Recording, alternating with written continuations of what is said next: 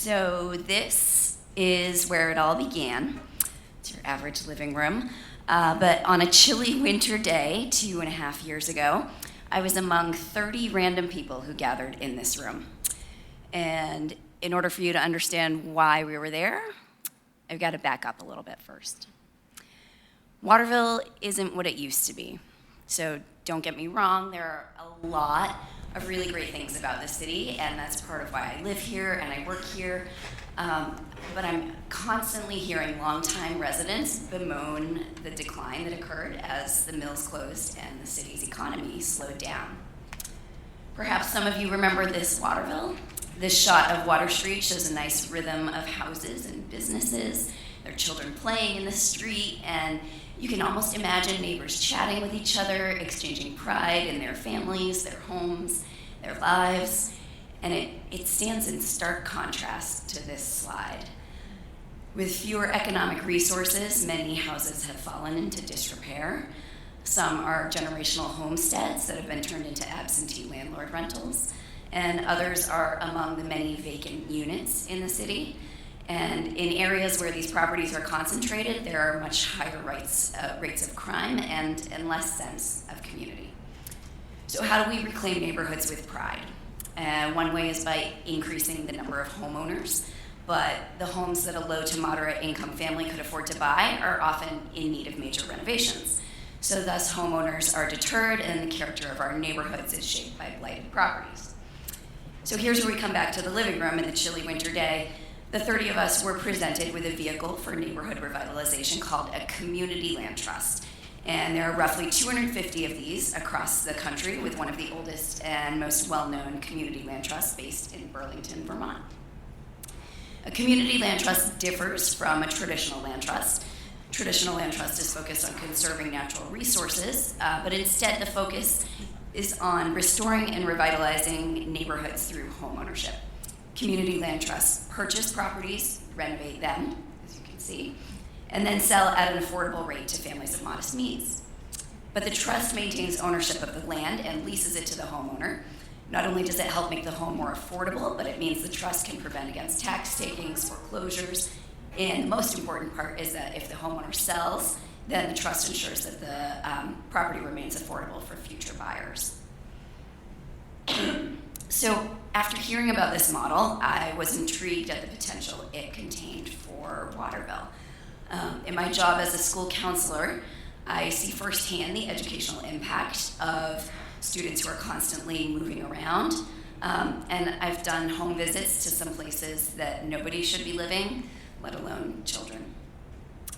I also am motivated to be involved because of my own privilege. I'm fortunate to own a home here in Waterville, and I have a public educator salary.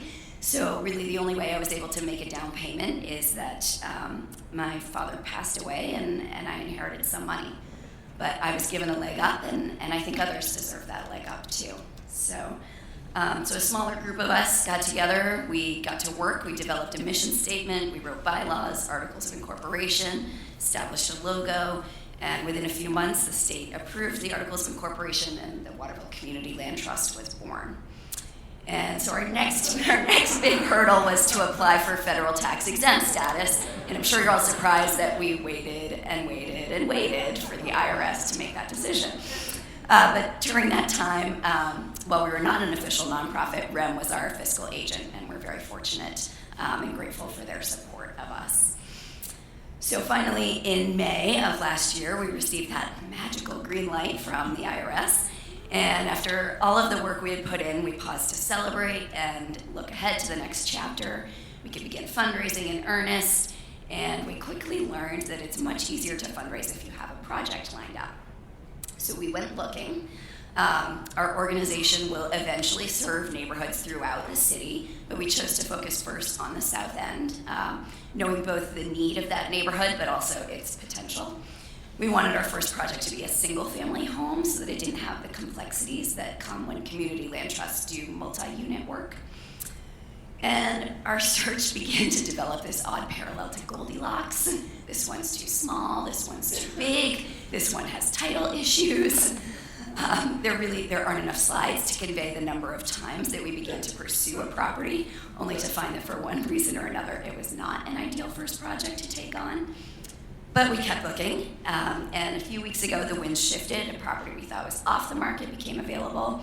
This house on Water Street has the advantages of a good interior layout, nice backyard, new heating system, as you can see, and it's just a nice, desirable location, close proximity to parks, the river. You can really imagine a family calling it home. So while we've been pursuing a project, we have been also building partnerships.